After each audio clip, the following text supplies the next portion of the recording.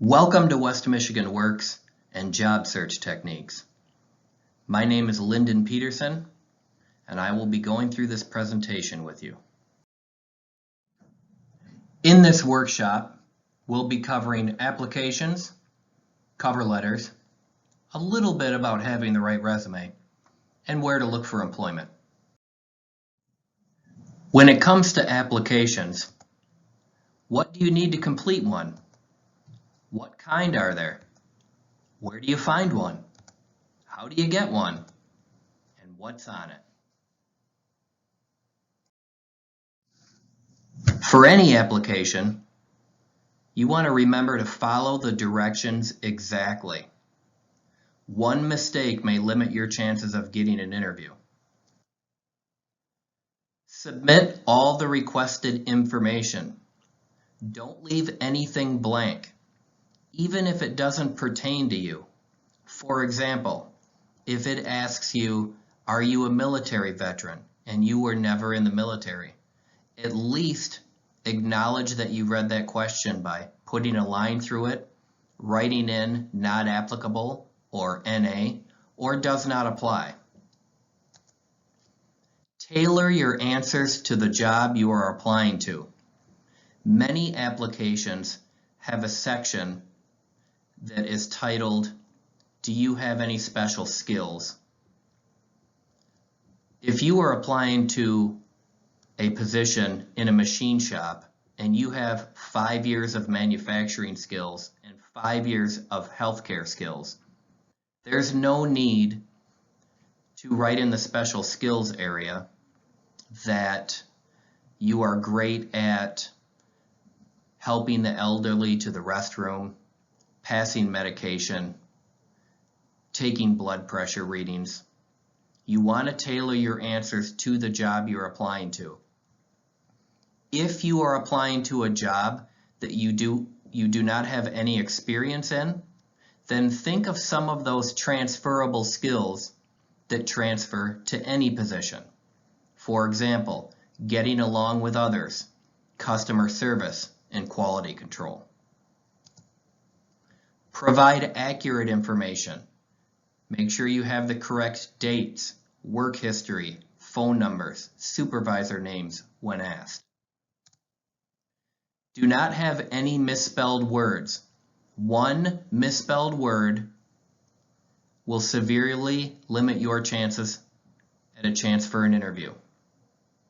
I know of many places where they toss the application aside if they see any misspelled words in it. That means make sure you capitalize proper nouns, abbreviate states correctly, etc. Always use proper grammar. Don't use text talk and abbreviations that you would normally use in a non-formal setting. For paper applications, make sure you read the application first, from beginning to end. You want to make sure you don't need any special paperwork, or there are some stipulations that may prohibit you from working there. Only use blue or black ink. Don't use crayon or marker or highlighter. Print your answers. Do not write in cursive, with the exception of signing your name. You want to make sure it's easily readable. Never say "see resume." Many applications have a very large section devoted to writing down your work history. Take the time to fill that out. Do not write "see resume" over the top of those areas, because your resume doesn't always stay attached to your application. And another reason is, if you don't fill that out and you put "see resume," it's an example of not following directions. For online applications, it's a good idea to have a generic paper application handy, already filled out, to make it quicker for you to fill out online applications. Because quite often, it takes at least a half hour to fill out an online application. Typically, when you apply to a position, you need to create a login and a password. Remember that login and password. If you apply to a position at a company and you do not get that position, and 6 months later you want to reapply to another position, you are going to need to know your login and password to apply to that job. My recommendation is to use the same login and password for every single job you apply to. That way, regardless of where you apply and when you go back, you will always have the information needed to fill out that application. Make sure you use some keywords. A lot of places use something called an ATS, an automatic tracking system, and they pull keywords from your resume or application. For example, if a company wants to find someone that can use micrometers and calipers, you should have micrometers and calipers on your resume specifically, or possibly even your application. Try not to leave anything blank. Save often, because sometimes you just never know when the internet's going to go out. And always have your resume available to attach or upload, preferably in a PDF format, protected document format.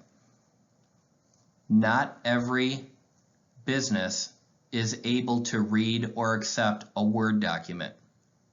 Almost all places can accept a PDF form. A couple more tips when filling out applications or job searching. Many places have a personality test when you apply online. Try to answer these questions as honest as possible. These personality tests or questionnaires ask the same question in many different ways to make sure you're being honest and they can find the information they need to make the right choice when it comes to hiring. These tests can even mean the difference between getting one position or another. Another tip is to know your email password and know how to get into your email on a computer, not just on your phone. Your email address is more important than your physical address when it comes to job searching. In fact, on your resume, your full address is not even needed anymore. So make sure you can get into your email, because businesses and companies use email to communicate with potential employees and job seekers. Some common questions on applications. What do you put for salary or wage? When it comes to money, he who speaks first loses.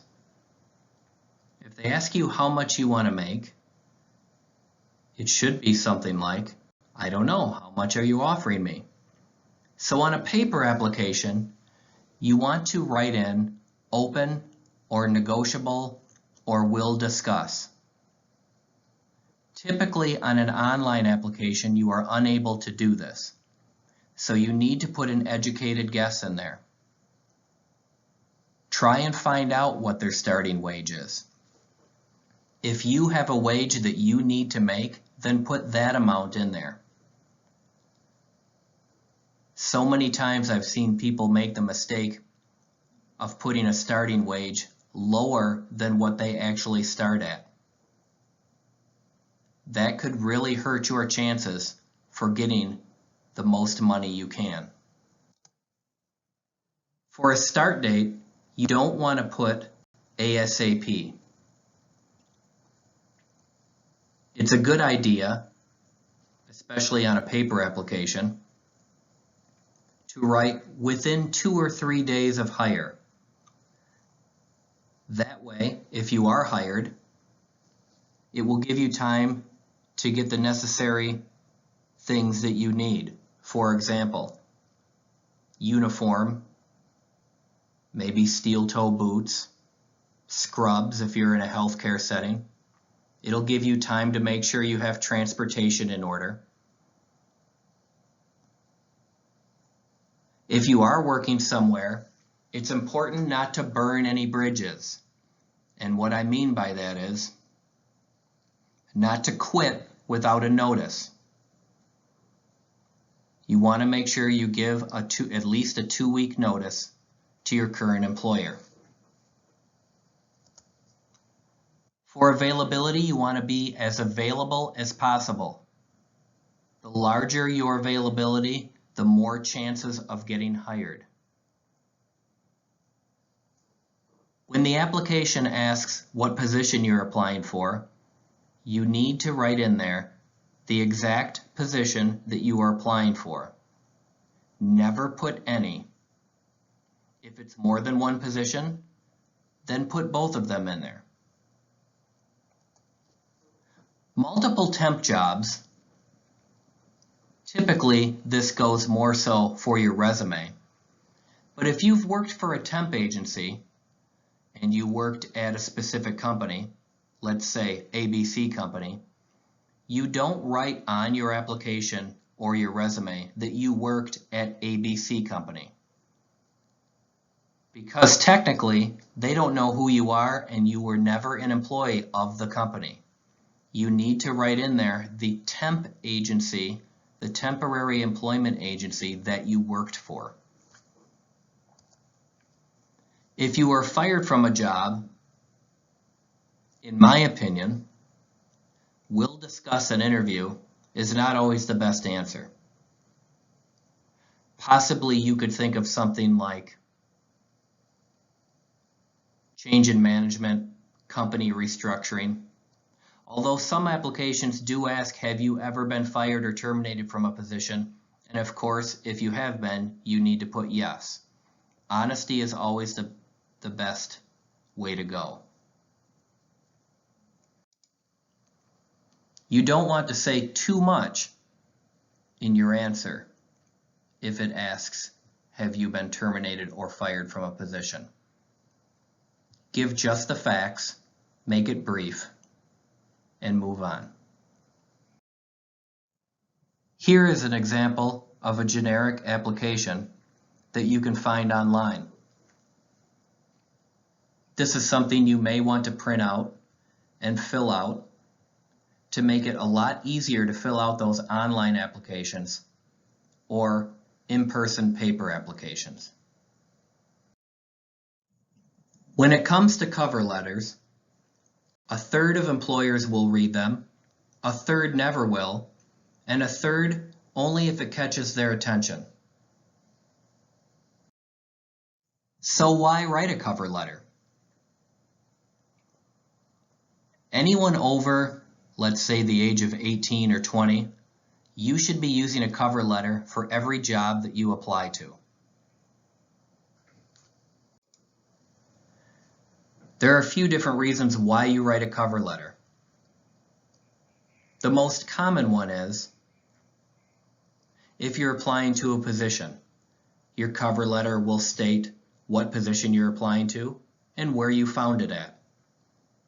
Another reason may be you are changing careers.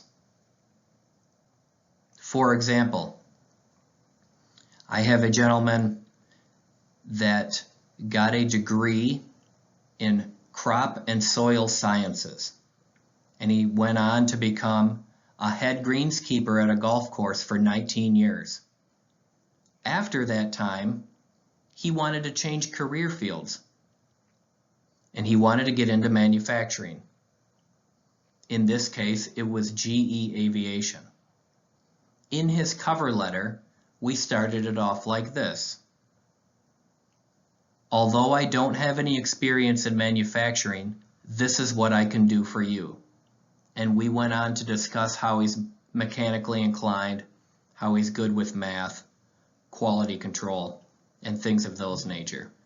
So if you are changing careers, it's really a good reason to write a cover letter. Another reason, what if you have an employment gap? What if you haven't worked in a few years? Another example, I have a young lady that was in a car accident in 2013 and could not walk. The next 2 years she was in rehabilitation, learning how to walk again.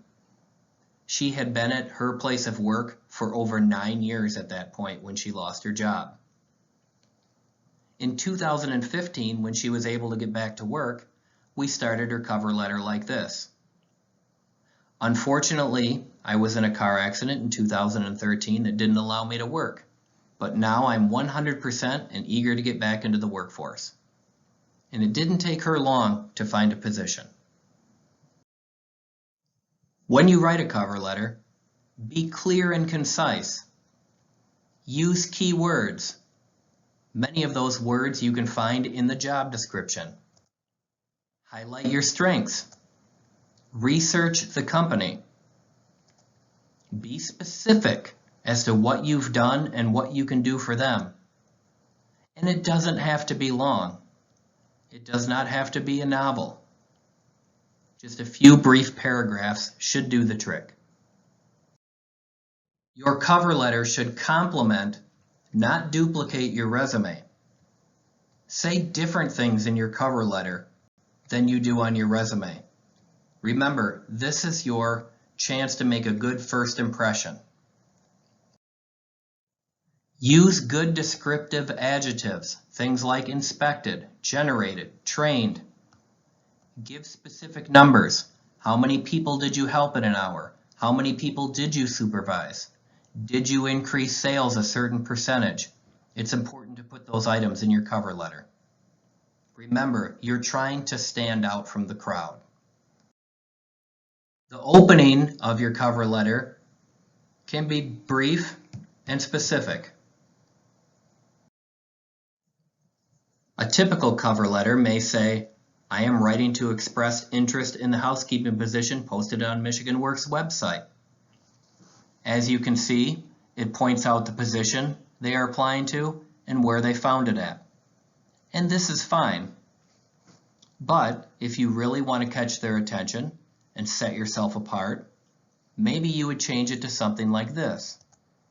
With over 5 years of experience working in the housekeeping department at the Muskegon Holiday Inn, I am positive I would be a perfect fit for this position of housekeeping supervisor posted on Michigan Works website. You can see that the number 5 is in there, which quickly totals up the number of years of experience that you have, and it makes it stand out. Also, by saying I'm positive I would be a perfect fit, shows that you are confident in your abilities and that you can do the job. The second part of the cover letter, the second paragraph, is really the meat and potatoes of the cover letter. This is the area where you show them why you're qualified, what you can do for them. You want to make yourself stand out. Remember, many people may be applying to this position, and many of them may have similar skills to you.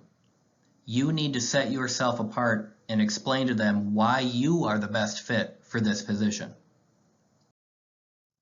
In the third paragraph, sometimes they call this the hook, leave them with something to think about. In many cover letters, I see, I look forward to hearing from you. If you think about that statement, it means, I look forward to waiting until you get ready to call me. Be a little more assertive and say, I look forward to contacting you next week to discuss the position further and possibly setting up a time to interview. Let them know you are going to contact them.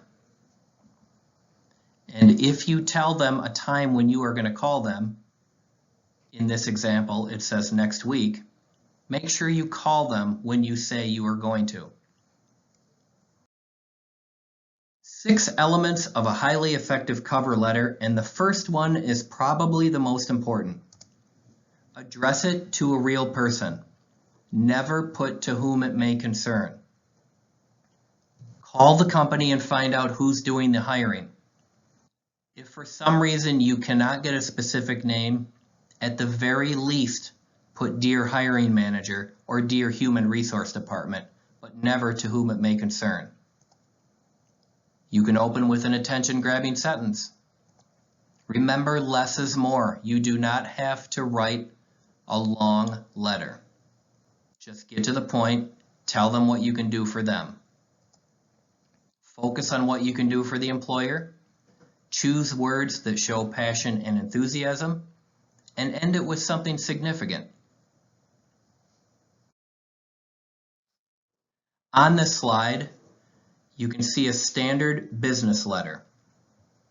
You'll notice your contact information at the top, and then the company's contact information, and then the letter. This is the standard business letter format, which almost all business letters are written. Now, you don't want to make the same cover letter and make copies of it and send it to numerous different places.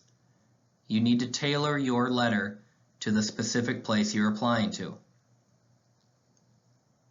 Now, a lot of your cover letter may not change, but the recipient information needs to change and be specific to the person that you're sending it to. There are many of these templates in Microsoft Word, and you can find many examples online. Also, if you have a specific heading on your resume, for example, on the right-hand side of the screen, the Jane Doe at the top and the address, her resume has the exact same heading on it. If that's the case, use the same heading on your cover letter as you do on your resume.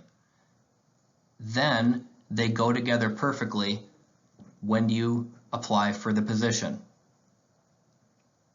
Another trick is, if you are applying online and there is only a space available for you to upload your resume, open up your resume, go to the bottom, hit enter a couple times to get to the second page, and then write your cover letter on the second page of your resume, and then save that as your application for whichever company you're applying to.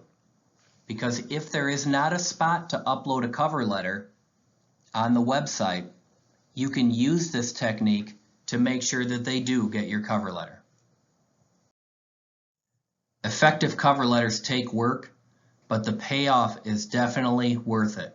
You want to make sure you're using a cover letter for every job you apply to. Good morning, everyone. My name is Robin Edge. Today we are going to talk about the online job searching process. Number one of the most important things you should always do is make sure that you read the instructions thoroughly through.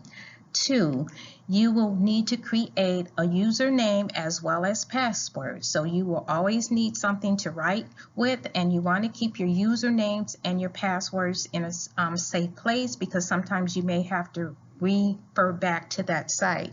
3, make sure that you have a master application that you have already completed. This will save you a lot of time trying to remember dates, years, and title, and it would make your online job searching process a lot easier. When you fill out the application online, make sure that you do not leave any blank spaces. Every line must have something on it. 4, make sure that you have your resume, because you are going to need to upload your resume onto the site. 5, make sure that you have all of your current addresses as well as your phone numbers as well as current email addresses. On our next slide, we have websites to actually start your job search. We have mytalent.org, indeed.com, monster.com, careerbuilder.com, mlive.com, as well as Craigslist.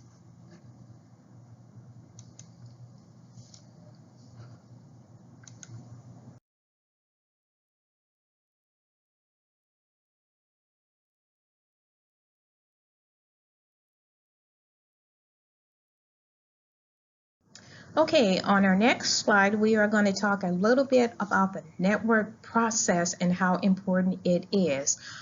Networking is one of your most crucial steps in your job search process. It's all about you building a long-term relationship and making the connections with the right people at the right time in the right place.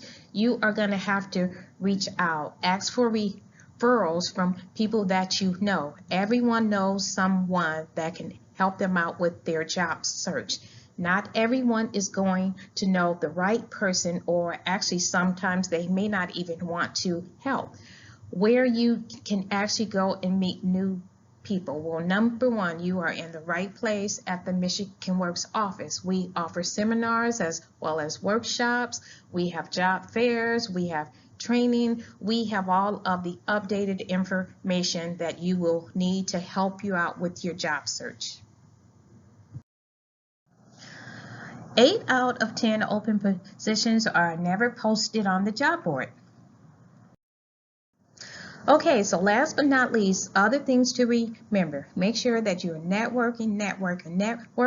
Make sure that you are being persistent as well as being patient. Make sure that you're always dressed for success when you are out there job searching, because you never know when that opportunity is going to come your way. So you always want to make sure that you are ready. Make sure that you always have a folder with all of your information inside of it and something to write with, and always make sure that you have a nice smile on your face. Thank you.